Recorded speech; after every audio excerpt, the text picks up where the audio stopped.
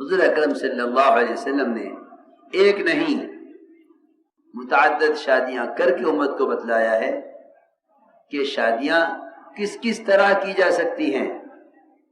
سفر میں شادی، کوئی اس کو اس زمانے میں تصور نہیں کر سکتا کہ ایک آدمی سفر میں چلتے ہوئے شادی کر لے، سفر میں چلتے ہوئے رخصتی ہو جائے، سفر میں چلتے ہوئے ولیمہ ہو جائے۔ حضور اکرم صلی اللہ علیہ وسلم نے اپنے کسی عزیز کی شادی میں نہیں بلکہ خود حضور اکرم صلی اللہ علیہ وسلم نے سفر میں شادی کی ہے، سفر میں شادی کی ہے، یہ بتانے کے لیے کہ یہ اتنا آسان عمل ہے کہ ایک آدمی مسافر ہے، اس کے پاس سامان اس کے سفر کے بقدر ہے، اس کے پاس رات گزارنے کے لیے انتظام نہیں ہے، سفر میں ہے، رات گزارنے کا انتظام نہیں ہے، سفر میں ہے، کھلانے کا انتظام نہیں ہے، سفر میں ہے، مہر کہاں سے ادا کرے گا، دعوت ولیمہ کہاں سے کرے گا؟ حضور اکرم صلی اللہ علیہ وسلم نے سفر میں بھی شادی کر کے دکھلا دیا کہ نکاح اور شادی اتنا آسان راستہ ہے اور اس کا خرچ، اس کے اخراجات اتنے معمولی ہیں کہ سفر میں بھی شادی کی جا سکتی ہے۔ ایک نہیں متعدد شادیاں کر کے دکھلایا۔ کیوں؟ آپ نے شادیاں سادگی سے کیوں کی ہیں؟ نعوذ باللہ آپ کو تنگی تھی؟ آپ کی نبوت فقر والی طلب کی گئی تھی؟ آپ یہ چاہتے تھے کہ میں امت کو تمام ضروریات فقر اور تنگی کے ساتھ کر کے دکھلاؤں، امت یہ نہ سمجھے کہ اگر مال ہوگا تو فطری تقاضے پورے ہوں گے، مال نہیں ہوگا تو فطری تقاضے پورے نہیں ہوں گے۔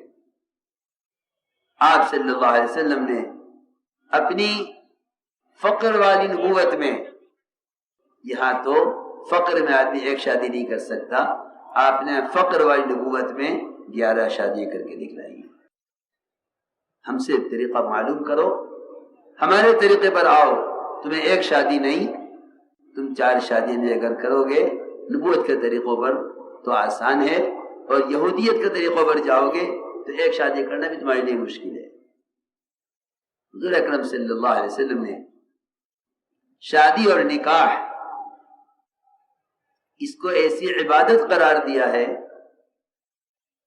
میں قسم کھا کر کہتا ہوں، جس طرح نماز کا صحیح طریقے پر ادا ہونا اس کو حرام سے، منکرات سے بچانے کا ذریعہ ہے، اس کے بعد سب سے پہلا عمل، نماز کے بعد سب سے پہلا عمل وہ بیاہ اور شادی ہے، جو اس کو معاشرے کی لائن کے منکرات سے اور اس کی نظر کی حفاظت اور اس کی شرمگاہ کی حفاظت کرانے کا سب سے بنیادی عمل ہے۔ نماز کا بگڑنا زندگی کو بگاڑ دیتا ہے، اس طرح شادیوں کا بگڑنا معاشرے کو بگاڑ دیتا ہے۔ نماز اس طرح منکرات سے روکنے کا ذریعہ ہے، شادی معاشرے کی لائن کے منکرات سے روکنے کا بنیادی ذریعہ ہے۔ فرمایا نکاح کرو، مسجد میں کرو، نکاح کا اعلان کرو، یہ نہیں فرمایا اشتہار کرو، فرمایا نکاح مسجد میں کرو۔ نکاح کے مسجد میں ہونے کا عمل بتلا رہا ہے کہ یہ کوئی نماز اور عبادت سے مشابہ عمل ہے۔ جس طرح پابندیاں نماز میں ہیں، نیت اور دعاؤں کے مجموعے کا نام نماز ہے، اسی طرح بہت سے احکام اور متعین طریقے کا نام شادی ہے۔ میرے دوستوں عزیزو، صرف شادی نہیں، زندگی کی کوئی بھی ضرورت اگر محمد صلی اللہ علیہ وسلم کے طریقے سے ہٹتی ہے تو وہ مشکلات پیدا کرے گی۔ آپ صلی اللہ علیہ وسلم نے نکاح کر کے دکھلائے، اپنے بھی اپنے صحابہ کے بھی، امت کے بتلانے کے لیے کہ امت کے جان اور مال کا مصرف شادیاں نہیں ہیں، بلکہ امت کے جان و مال کا مصرف اللہ کے دین کو دنیا میں قائم کرنا اور امت کو ضلالت سے اور گمراہی سے نکال کر ہدایت کے راستے پر لانا، یہ امت کے جان اور مال اور وقت کا سب سے پہلا مصرف ہے۔ شادی کو مال کے خرچ کی جگہ سمجھنا خلاف سنت ہے۔ شادی کو مال کا مصرف سمجھنا خلاف سنت ہے. آپ کو نہیں ملے گا کہ حضور اکرم صلی اللہ علیہ وسلم نے اپنی شادی میں یا کسی صحابی کی شادی میں کسی کی شادی کو یہ کہہ کر روک دیا ہو تمہارے پاس مال نہیں تم شادی مت کرو. ایک صحابی نے عرض کیا کہ یا رسول اللہ اس عورت سے میری شادی کرنی ہے. فرمایا جاؤ کچھ لے کر آؤ مہر میں دینے کے لیے. عرض کیا کچھ نہیں ہے. فرمایا جاؤ تلاش کرو. عرض کیا کچھ نہیں ہے. فرمایا ایک لوہے کی انگوٹھی لے آؤ. حالانکہ لوہے کی انگوٹھی پہننا جائز نہیں ہے. یہاں آپ نے تحقیر اور تقریر کے لیے فرمایا کہ اگرچہ اتنی تھوڑی چیز حقیر چیز کیوں نہ ہو لے آؤ مہر میں دینے کے لیے. آ کر عرض کیا لوہے کی انگوٹھی بھی میرے گھر میں نہیں ہے.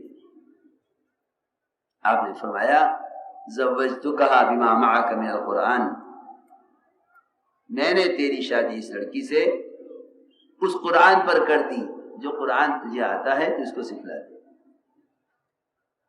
کوئی ہے آج شادی کرنے والا تو مجھے قرآن سکھلا دو میں تجھے شادی کر لوں. جب شادیاں دین کے مقصد سے ہٹیں گی تو شادیاں مال سے ہوں گی, آل سے نہیں ہوں گی. آپ دیکھ رہے ہیں لوگ مال وصول کر لیتے ہیں, آل کو چھوڑ دیتے ہیں. شادیاں مال سے ہوتی ہیں, آل سے نہیں ہوتی. اگر سنت کی طرف آؤ گے تو شادیاں آل سے ہوں گی, مال کا کوئی استعمال نہیں ہے. اس میں کوئی شک نہیں کہ قرآن کی تعلیم تو مہر نہیں بنے گی. ان صحابی نے مہر بعد میں ادا کیا, لیکن آپ نے یہ نہ فرمایا کہ شادی مت کرو کہ مال نہیں ہے.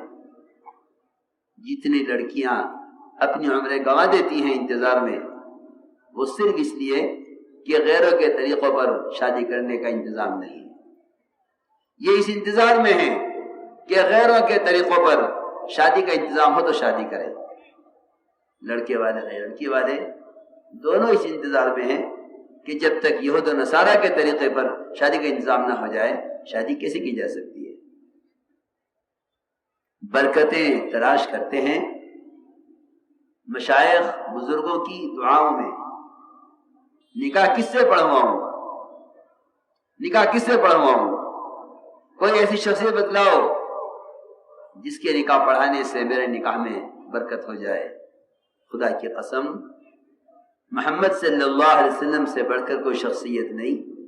اگر ان کے طریقے سے ہٹ کر کسی ولی کامل سے بھی نکاح پڑھوا لے اور شادی آپ کے طریقے پر نہ کرے تو برکت کا کبھی تصور بھی نہیں کرنا چاہیے. یہ نہیں فرمایا جو نکاح میں پڑھاؤں برکت والا ہے, یہ فرمایا جو نکاح میرے طریقے پر ہوگا وہ عظیم برکت والا ہوگا. اعظم النکاح برکتاً ایسرہ مؤونہ, کہ جو نکاح میرے طریقے پر ہے, جو میں نے آسانی سے کر کے دکھلایا ہے, جو آسانی میں نے دی ہے نکاح میں, اگر اس آسانی کا راستہ اختیار کرو گے تو اس سے عظیم برکت والا نکاح کوئی نہیں ہے. اس لیے میرا عزیز دوستو, میں نے عرض کیا کہ اس شادی کو عبادت بنانا ہے, اس شادی کو عبادت بنانا ہے. ورنہ حدیث میں آتا ہے کہ شیطان اپنے نطفے کے ساتھ برابر صحبت میں شریک رہتا ہے. جس طرح ایک بیٹا باپ کے مشابہ ہوتا ہے, خدا کی قسم شیطان کی شرکت سے اولاد شیطان کے مشابہ ہوتی ہے. ان کی شکل کے باپ سے ملیں گی, ان کی حرکتیں شیاطین سے ملیں گی, صرف اس لیے کہ حیوانوں کی طرح, جانوروں کی طرح خواہش کا پورا کرنا خوشی نہیں ہے, بلکہ سنت کے مطابق عورت سے ملنا. فرمایا دعا پڑھ لیا کر, دعا پڑھ لیا کر صحبت سے پہلے, اللہم جنب الشیطان وجنب الشیطان ما رزقتنا. اے اللہ جو اولاد تجھے دے رہا ہے تو شیطان سے اس کی حفاظت کر. اس دعا کا پڑھ لینا اس کے نطفے کو خالص رکھتا ہے. ہم سمجھتے تھے ہم اولاد کی تربیت کی فکر کرتے ہیں جب اولاد ہاتھ سے نکل جاتی ہے, حالانکہ اس اولاد کی تربیت کی فکر بڑے ہونے کے بعد نہیں, پیدا ہونے کے بعد نہیں, بلکہ جس وقت آدمی صحبت کر رہا ہو اس وقت سوچ لے کہ اسے اولاد کیسی چاہیے. جس حیوانیت کا یہ صحبت میں، جس حیوانیت پر یہ صحبت میں عمل کرے گا، اسی حیوانیت پر اولاد پیدا ہوگی. معاشرے کے بگڑنے کا سب سے پہلا سبب یہ ہے. اس لیے ہر موقع کی سنتیں بتلائی ہیں. فرماتی ہیں عائشہ رضی اللہ تعالی عنہ، ما رأیت منہ ولا رأى منی، ما رأیت منہ ولا رأى منی. عائشہ رضی اللہ فرماتی ہے میں نے کبھی آپ کی شرمگاہ، آپ نے کبھی میری شرمگاہ نہیں دیکھی، کبھی نہیں. ما رأیت منہ ولا رأى منی. جب حیا ختم ہو جاتی ہے، لوگ سمجھتے ہیں کہ حیا یہ ہے کہ آدمی جو کچھ کرے چھپ کر کرے. نہیں، خدا کی قسم، چھپ کر کرنا، چھپ کر غلط کام کرنا بے حیائی ہے. کھل کر غلط کام کرنا بے حیائی نہیں ہے. لوگوں کی سوچ بہت الٹی ہے، بہت الٹی سوچ ہے. دین کے سطح کے گر جانے کی وجہ سے کھل کر گناہ کرنے کو بے حیائی سمجھتے ہیں. حالانکہ خدا کی قسم، کھل کر گناہ کرنا بے حیائی نہیں ہے، چھپ کر گناہ کرنا بے حیائی ہے. یہ بات سمجھ میں آنی مشکل ہے. کھل کر گناہ کرنا، کھل کر گناہ کرنا بے حیائی نہیں ہے، چھپ کر گناہ کرنا بے حیائی ہے. کیوں؟ اس لیے کہ حیا کا تعلق اللہ سے ہے، مخلوق سے نہیں. عثمان رضی اللہ تعالی عنہ فرمایا احیاہم عثمان، کہ ایسے حیا والے کہ غسل خانے میں کبھی کپڑے نہیں اتارتے تھے غسل کے لیے. غسل خانے میں غسل کے لیے کپڑے نہیں اتارتے تھے. کیوں؟ کس سے شرم ہے؟ یہاں کوئی دیکھنے والا نہیں ہے، اللہ سے شرم آ رہی ہے، اللہ دیکھ رہے ہیں. یہاں حال یہ ہے، بارات کی بدعت. بارات کا مطلب یہ ہے میں اپنی بیوی کو لینے جا رہا ہوں، میرے ساتھ محلے کے لڑکوں میں سے کون کون جائے گا. خدا کی قسم، ذرے کے برابر دل میں حیا ہوتی تو کبھی نہ کہتا کہ بیوی کو لینے جا رہا ہوں، کون کون چلے گا. حضور اکرم صلی اللہ علیہ وسلم کی زوجہ محترمہ عائشہ رضی اللہ تعالی عنہا ام رومان نے منہ پر ایک پانی کا چھپکا مارا، بال پیچھے کو سمیٹے، جھولے سے اتارا، دوڑاتی ہوئی لے گئی حضرت عائشہ کے اپنے ہی گھر میں. اپنے ہی گھر میں وہیں آپ تشریف فرما تھے. حضرت عائشہ فرماوے میرا سانس پھولا ہوا، سانس پھولا ہوا میرا، بھگا کے لائی مجھے میری ماں اور رخصت کر دیا. آپ اندر بیٹھے ہوئے تھے، انصار بیٹھے ہوئے تھے. حضرت عائشہ کے گھر میں ہی رخصتی ہو گئی. یہاں تو عجیب عجیب بدعتیں ہیں، لڑکی یہاں سے رخصت ہوگی وہاں جائے گی. حضرت عائشہ رضی اللہ تعالیٰ کی رخصتی انہی کے گھر میں ہو گئی. آپ حضرت عائشہ سے ملاقات انہی کے گھر میں کر لی. آپ تشریف لے آئے حضرت عائشہ کے گھر میں، وہی رخصتی ہو گئی. ان بدعتوں نے شادیوں کو مصیبت بنا دیا ہے، مصیبت. یہاں سے بدعتیں شروع ہوتی ہیں، یہاں سے بدعتیں شروع ہوتی ہیں. جہاں جس عمل کی سنت نہیں ہوگی یا وہ عمل بدعت بنے گا یا یہودیت نصرانیت بنے گا. اس لیے میرے عزیز دوستو، ان سارے زوائد کو، فضول چیزوں کو چھوڑو، تحقیق کرو کہ سنت طریقہ کیا ہے شادی کا. خاندان ناراض ہوگا.